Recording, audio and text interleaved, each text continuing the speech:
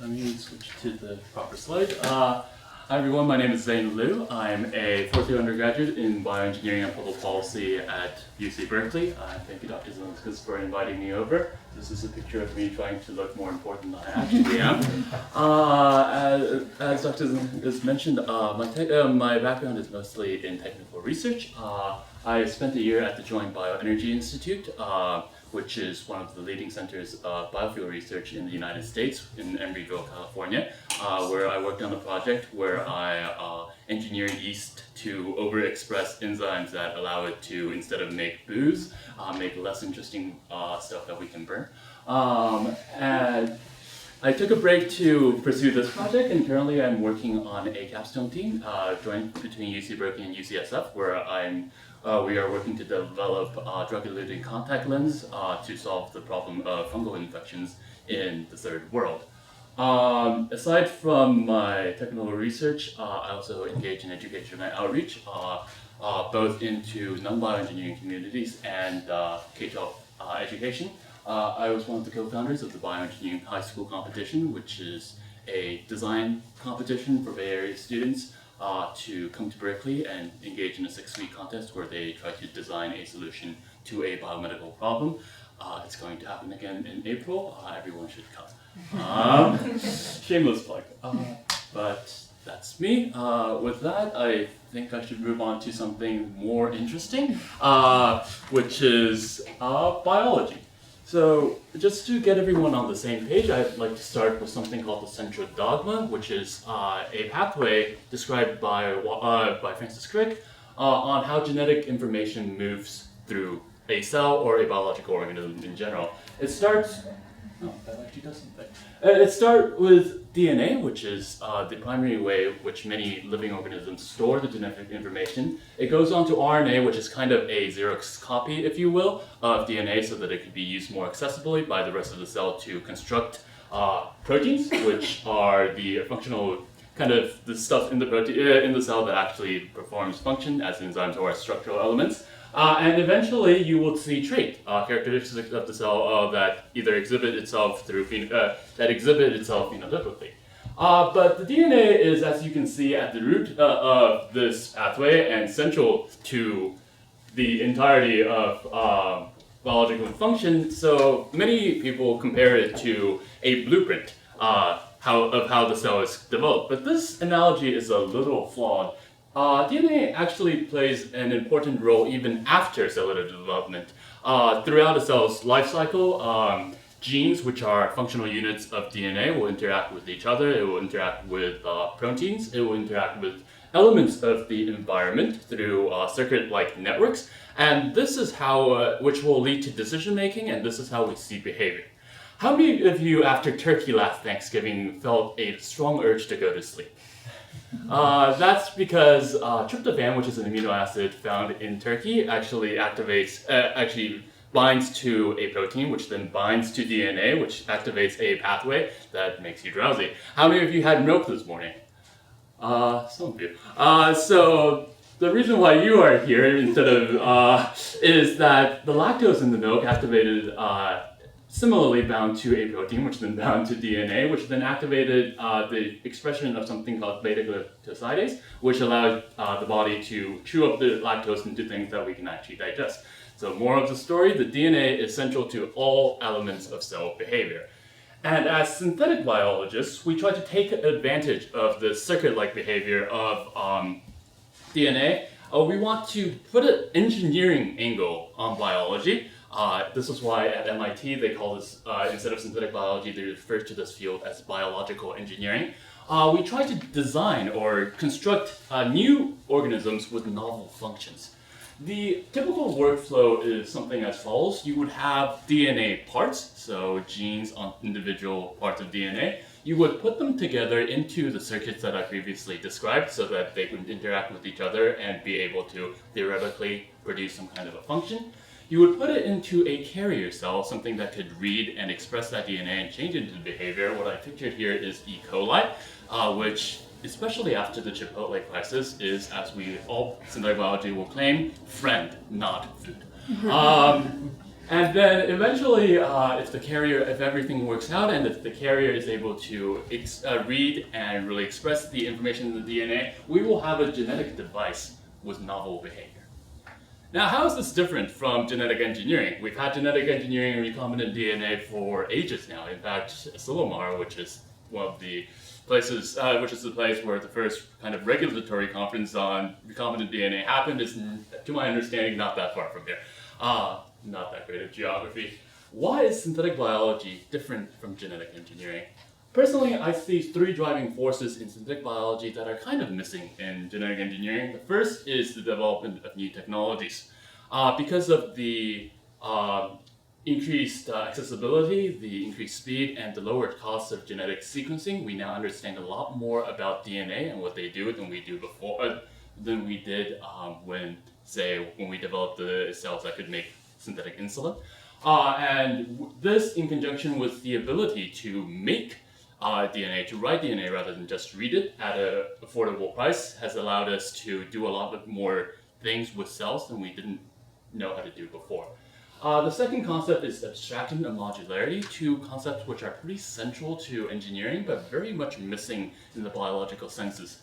What I mean by that is that currently there are standardizations, there are standards such as biobricks within synthetic biology which govern how a part is made, so that when you put them together in genetic circuits as a part of a genetic device, you could link them together in a very modular fashion. As I've demonstrated from this picture that a school in Denmark has graciously provided, they're almost like Legos. The third element that I find important is the rise of open access literature.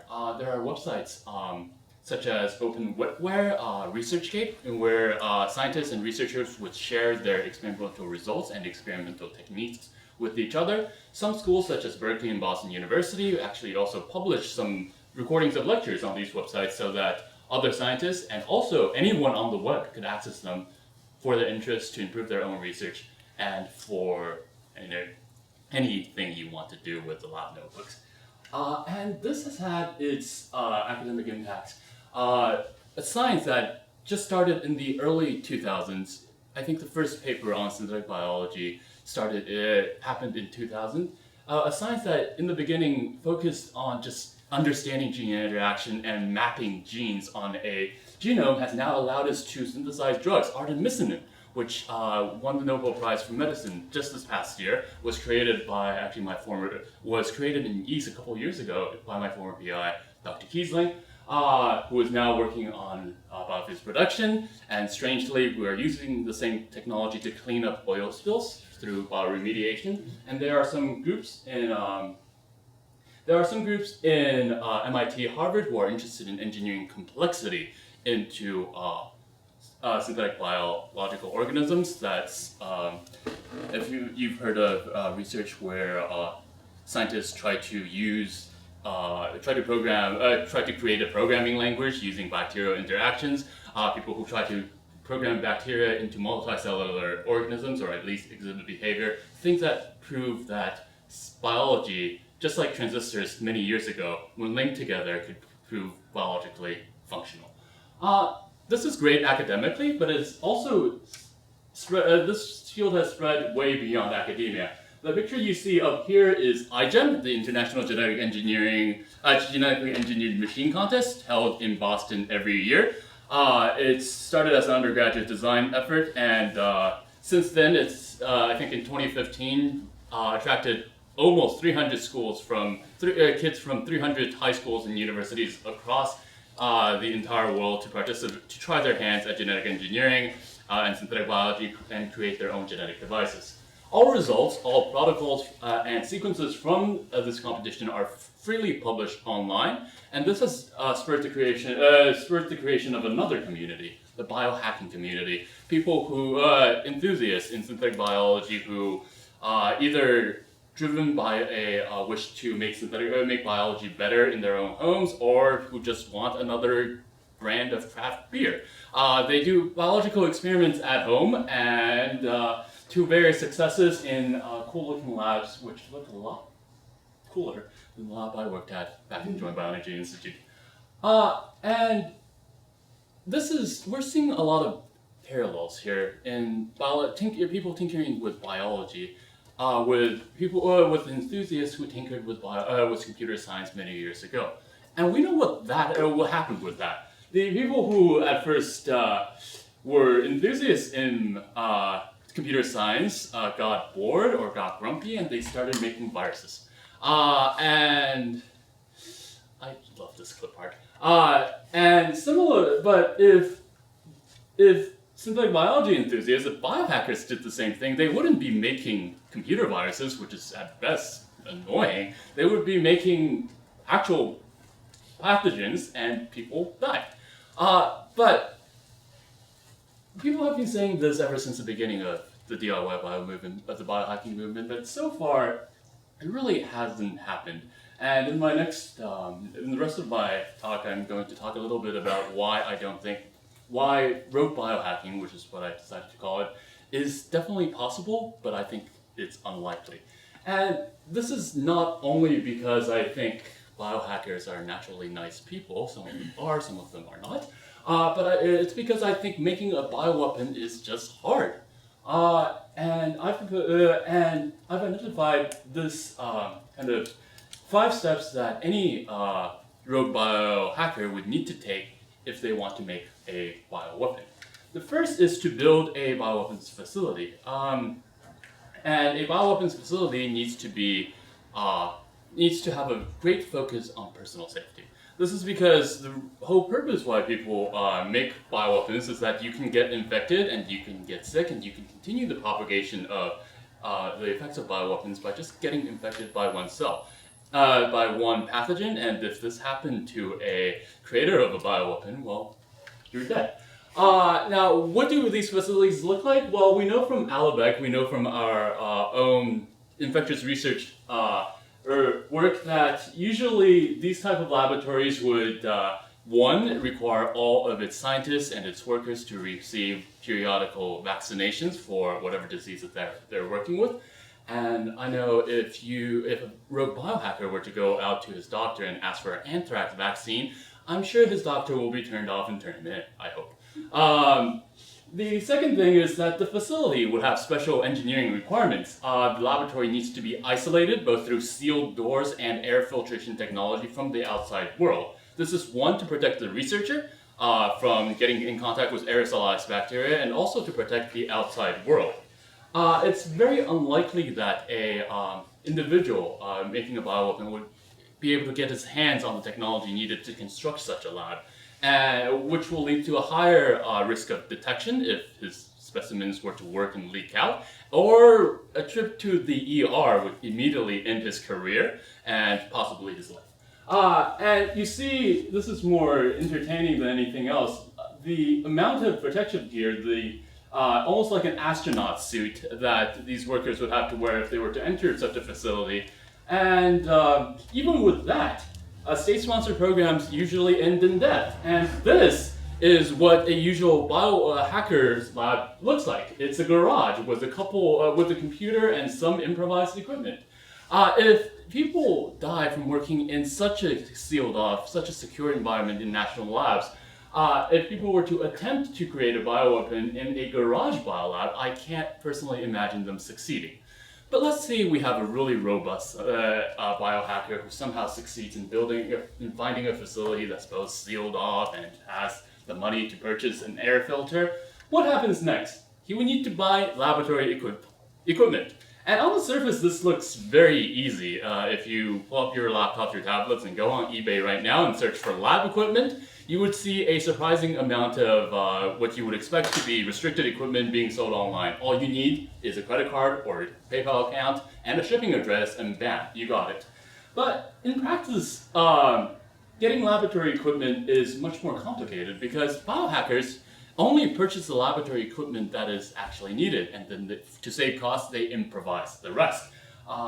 This picture didn't render too well, but if you look to the side, there are instructions from, this is a Nature publication from 2010, a review of biohacking. There are tips to how people would save cost, and one of them is that instead of buying an incubator where you would kind of grow your cells overnight, you could save that money and get an incubator for free by taking whatever you were growing, sticking it under your arm, and then sleeping. Because this is, unless you're sick, a 37-degree environment.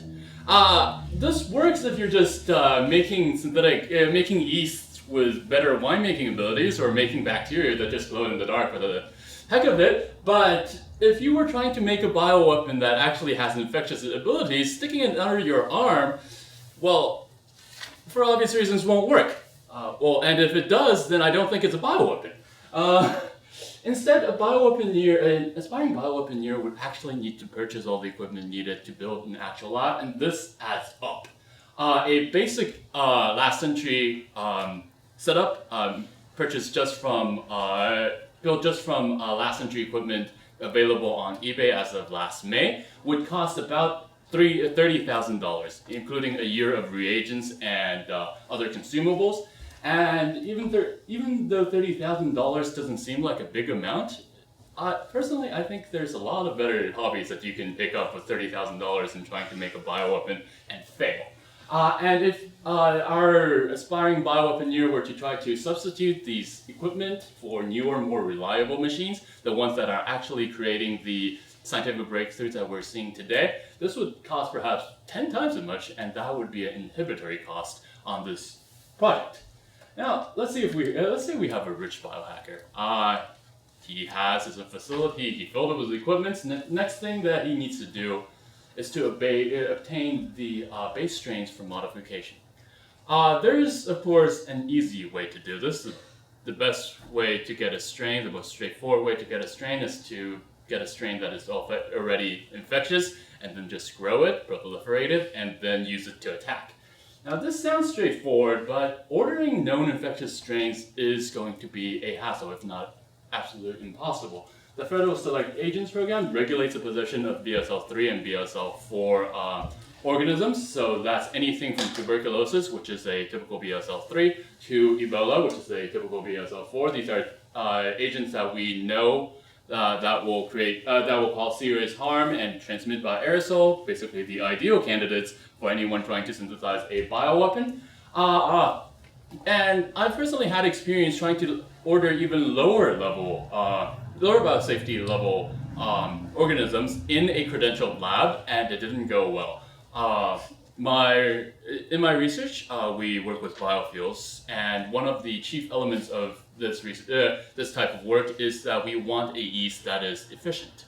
And it happens that one of the yeasts that is more efficient than Saccharomyces cerevisiae, which is bread and beer, our original base organism, is known to cause yeast infections in humans. Not severe yeast infections, but yeast infections. So my research supervisor decided to place an order with institutional approval, and then we placed it with the USDA, and they sent us back a form that proved way too long for him to continue with the order. Now, if we had a biohacker who was trying to place orders for even more risky organisms with even less institutional approval, I would think that he would find way more trouble than we did in the past. So, with this pathway out of the way, the only viable option then is to engineer your own infectious strain. Doing this requires synthetic DNA. Synthetic DNA that encodes for the infectious genes that would eventually make your engineered bioweapon work, and doing that isn't easy. All gene synthesis companies in the United States and Europe have agreed to screen all their sequences submitted for order for risky genes. And there are software online such as NCBI Blast, which is kind of the state-of-the-art alignment tool, which if you were to submit any type of sequence, it would tell you where the sequence came from and if it knows what gene it was from. Just for my own experiment, last night I decided to submit about 50 base pairs. A gene is usually about 3,000 base pairs, and I submitted 50 base pairs from a gene in, I think, was Shigella? Yes, a gene from Shigella that, along with like five genes together would allow the Shigella virus to invade and penetrate itself into a cell. I submitted 50 base pairs from one of those genes, and it matched up with Shigella perfectly. So if a bioengineer were to try this himself, he would likely face the same kind of detection, and so using synthetic DNA is not really an option either. But let's be skeptical here. Let's say that we have a really smart bioengineer who somehow fooled the federal government, fooled NCBI, the National Center for Bioinformatics. He would move to the next step of bioweapon production, I guess the exciting part where you actually get to design your own experiments and execute it.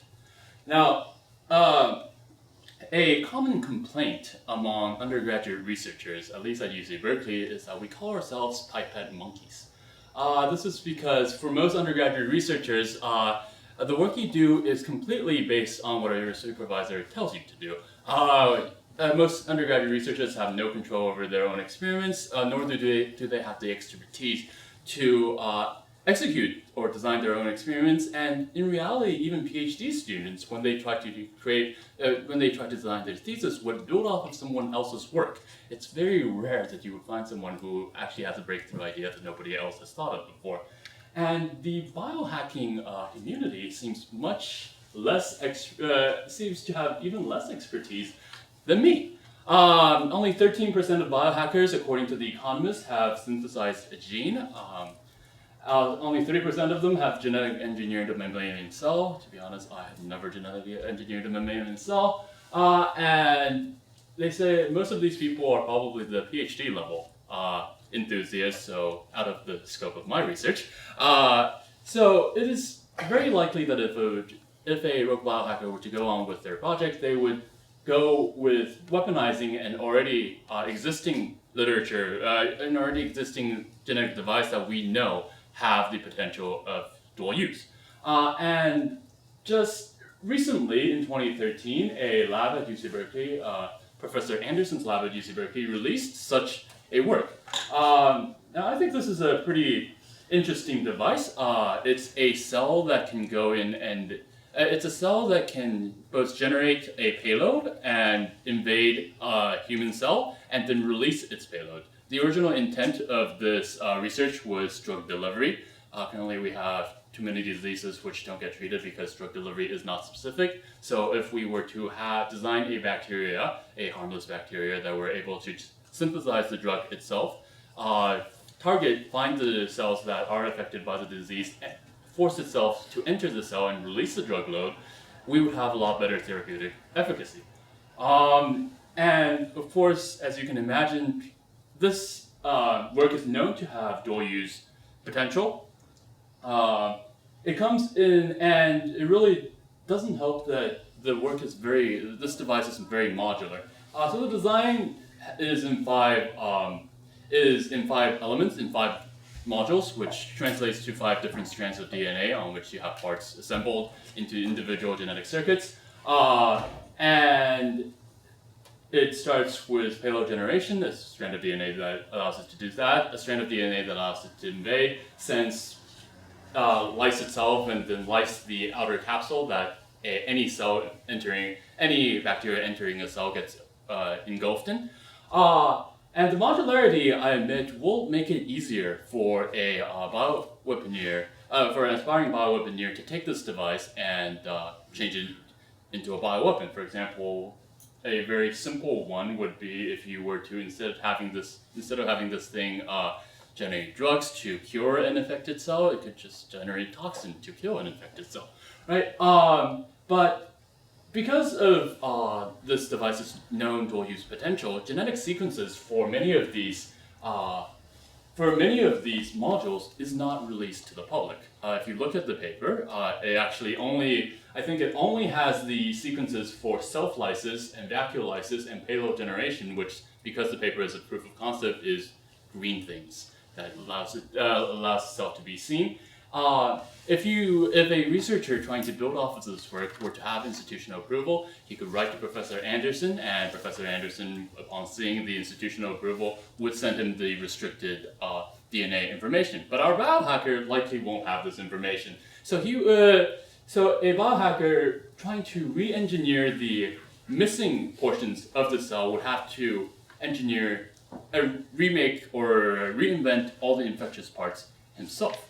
Now, even though modularity will help, I like to make an analogy between modularity and IKEA beds. A person trying to recreate a modular device armed only with a paper with missing parts is like a person trying to build an IKEA bed with a sheet of plywood and a bunch of bolts from the IKEA bed site. Is it possible? Yes, probably. Is it easy?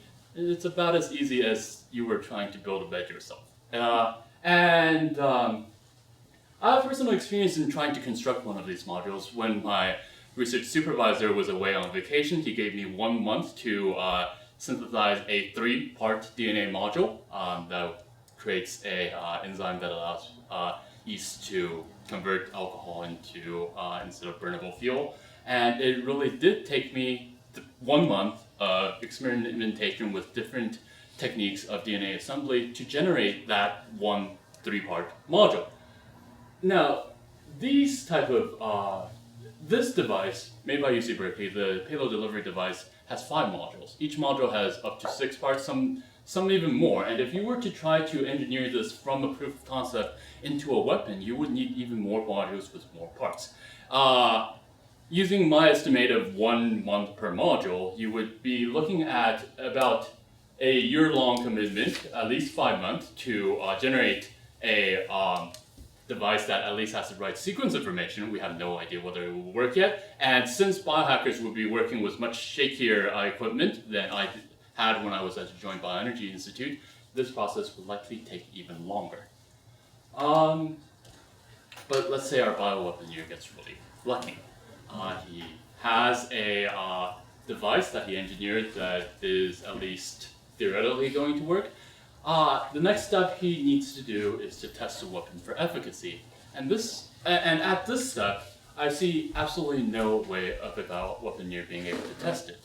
When nation states had bioweapons programs, I think this is the UK's bioweapons program, a picture of Greenyer Island where the UK bioweapons program tested their anthrax during World War II. They had dedicated testing sites, places completely closed off to the rest of the population, filled with animals as model organisms, where scientists would go over, release a bunch of bioweapons, leave, come back in a couple of days, and then see what happened. If a bioweaponeer were to try to rent a plot of land and then fill it with monkeys, and then try to load a bunch of synthetic anthrax onto it, I think he will get detected. And which leads many people to ask, why do we need to test a bioweapon? If it were theoretically, if it's efficient, we can just go and test it on the population. But we see what happens. We have past data on what happens when on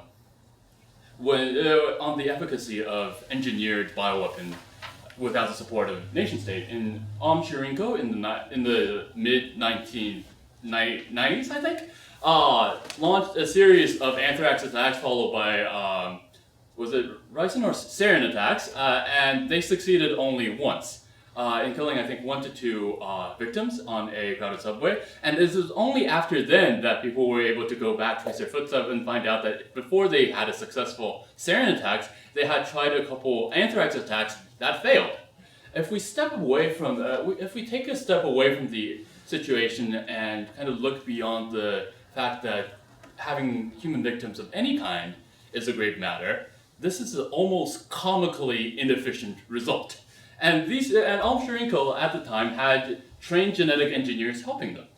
A rogue bioweaponeer will not have such help. It is likely that their engineered weapons will have even less efficacy, and every time they try to deploy it without having it work, they increase their chance of getting caught.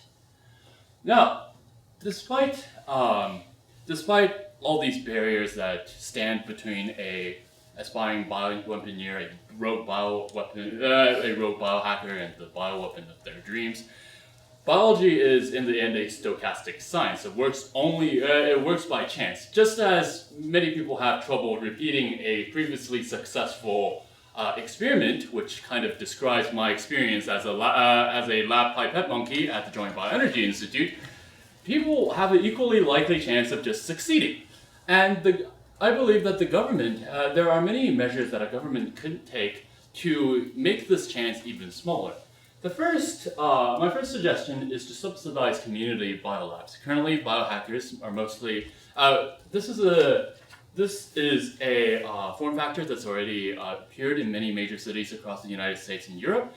It's a community center of sorts for biohackers, equipped with better lab equipment, equipped with better materials, so that instead of tinkering in the garage at home, biohackers could instead join themselves in a community where they hack together with better equipment. This should be better for them. Using better equipment, they should get better results. And it's also easier for the government to regulate and monitor a community rather than lone wolves. Certainly there will be people who don't join these kinds of efforts, but with a greater community, with the formation of a community of biohackers, these lone wolves would both have less of a chance of succeeding and be easier to spot. My second suggestion is to regulate laboratory equipment. Currently, if you go on eBay with a PayPal account or the seller that accepts a credit card, you can buy pretty much any lab equipment that would allow you to eventually go on the path to a bioweapon. Even though with just lab equipment and no reagent and no organism of choice, it's still pretty impossible to engineer a bioweapon. I see no reason why laboratory equipment needs to be this easy to get. Instead, we could ask community labs to ask startups to apply for some kind of a license, so that anyone with a license would easily be able to purchase laboratory equipment. This would not hurt biohackers in biohacking communities. It would not hurt startups. It will only make it harder for lone wolves to build rogue biohacking facilities at home. My last suggestion is the most restrictive, and I admit that it will have impacts both on academic research and on synthetic biology enthusiasts, which is to tighten restrictions on synthetic DNA. Currently in the United States, in my experience, there is really, other than the screening that will take place whenever you make an order, not really that much restrictions on who can order DNA and who cannot. As long as you order one that's benign, you can do it. However, in Europe, scientists would need actual governmental licenses if they were to order synthetic DNA. One of my friends, who is currently pursuing a master's in chemical biology at Oxford, had to go through a series of interviews for her visa to Great Britain to ensure that since she was working with DNA, she was doing it for academic purposes, not bioweapon purposes, even at the University of Oxford, which I hope people are not making bioweapons. Now, this would definitely make it harder for anyone to obtain the sequences necessary to build a synthetic bioweapon, but it will also hurt genuine biohacking efforts. If you look at Europe's biohacking communities, they focus way more on tinkering with the biomechanics, building biomedical devices, working with Arduinos to make detectors. They're more on the double E side of bioengineering, and then communities, especially here concentrated around the Bay Area, are more synthetic biologists. I think this kind of this difference in the kind of representation of biohackers shows that there must be some impact on the legitimate biohacking communities, but maybe it's worth it. Now, the current landscape is unlikely to change with minor new technologies, and instead what would change the current landscape is the invention of transformative technologies. And I want to end by kind of going over my perception of how current developments in bioengineering might affect the current biosecurity landscape. I've separated new technologies into three categories. The first is the most upstream. It is technologies that would make it easier for biohackers to acquire materials. This involves, the first one of these is improvements in gene synthesis. For the last many years, scientists have been working on what we call genetic DNA printers. They are analogs of 3D printing in the biology world, where you can, instead of using chemical synthesis to build DNA molecules in, I think I've learned the mechanism once, and of course with any other class I've forgotten it. Instead of making it chemically, you would be able to print it like people nowadays print devices on 3D printers. The current progress on gene synthesis through DNA printing is very slow. It looks to be still a practice only to be gene synthesis looks to be a topic only practiced by academic labs or commercial companies. It doesn't seem to be a capability that is going to move to the individual anytime soon. Host strains is another aspect of material acquisition, and it looks like current developments in host strain engineering are actually becoming safer. Recently, the same group that released the payload delivery device that I described earlier just released a new lock and key mechanism that would allow bacteria to lose complete function outside of the laboratory environment. Now, many bacteria already do this, but this extra lock and key mechanism would completely ensure that laboratory strains remain in the laboratory and are completely functionless everywhere else. So these developments should actually help biosecurity, help the biosecurity landscape by making it harder for biohackers to engineer weapons. The third is open source laboratory equipment. Efforts such as OpenPCR to move to enable experiments traditionally done in the lab to be done in efforts at home. I've taken a look at prices, and it looks like it's cheaper to buy something from eBay than it is to buy something from these open source efforts. So probably not that much change there. The second category of new technologies are those that will enhance experimentation. These include more robust DNA assembly techniques, so it's easier to piece modules of DNA together to create circuits, which would have been very helpful when I was slaving my life away for 1 month as my supervisor happily went to Spain. But these new technologies are pretty much useless unless you already have the genetic information, you already have the materials.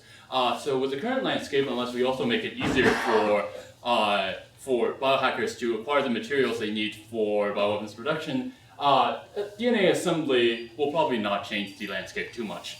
The second case study that I want to talk about is now the biggest focus of genetic engineering and synthetic biology efforts, which is CRISPR-Cas9, which, let me state for the camera, is an invention made by Professor Jennifer Doudna at Berkeley. MIT didn't want me for their PhD program. CRISPR-Cas9 is often termed as genetic scissors. It's a new tool that allows kind of customized cutting of DNA at any 20 base pair DNA segment that you localize. Basically what it allows is it's an easy to use tool that allows scientists to cut DNA and then thus modify DNA at places that were inaccessible before. With respect to rogue biohacking, being able to insert DNA and modify DNA where you couldn't before doesn't really do much unless you have the new new genes that you want to insert. Or you know to what sequence you want to modify your organism. And because there are current mechanisms in place that prevent people from acquiring dangerous genes, CRISPR-Cas9 really shouldn't play that much of an impact either. At least among the rogue biohacking enthusiasts. Perhaps it will play a role among the PhD level educated scientists trying to do the same effort, but again, that is outside the scope of this project. The last of the three new technologies would enable faster testing, so basically going from a proof of concept in the laboratory to something that is actually usable in the outside world, I guess. And there hasn't really been that many work that I'm aware of in this topic. Perhaps we can develop better model organisms. One of the focuses of Berkeley's research is lab-on-a-chip technology. So instead of having a whole animal model for testing drugs, for example, you would have a couple of chips, each representing a different organ. You would connect them together to emulate a human body, and you would test a drug on one part and see its side effects, if any, on the other parts of the emulated body. By the same token, I guess you can use the same type of system to test if a bioweapon attacking a certain part of the body would also make impact and make damage on other parts. But this seems like a venture that is too far into the theoretical to be applicable for the real world, and I don't know how a biohacker would get his hands on lab-on-a-chip technology. They are not even in industry, let alone in academia, so it will be a couple of years. So I've talked for long enough. So as a summary, I still think that amateur bioweaponeers will face a high barrier between their current state and the bioweapon of their dreams. This is in the form of equipment, in the form of resources, in the form of testing facilities, and of course in the form of knowledge. Regulators in government and in private industries through self-governance have an opportunity to make this chance even higher, because biology is a stochastic science. Chance of failure almost chances of failure almost equals their chances of random success. They could reinforce these barriers by placing regulations on laboratory equipment, on synthetic DNA technologies, and of course by encouraging biohackers to come out into the open and join biohacking communities through community centers, which will be mutually beneficial for the biohacker and the society as a whole. Incremental changes in accessibility and even perceived transformational changes in genetic engineering technology will be unlikely to have an impact on the current biosecurity landscape with respect to rogue biohacking. Where I would start getting worried is if gene synthesis technology starts escaping the laboratory and commercial world and be accessible to individuals, so that there is no barrier to prevent them from synthesizing infectious genes. But at the current stage and for the foreseeable future, novice bioengineers are not going to engineer bioweapons anytime soon, so please give us grumpy undergrads jobs and stop trying to restrict our research. Thank you very much.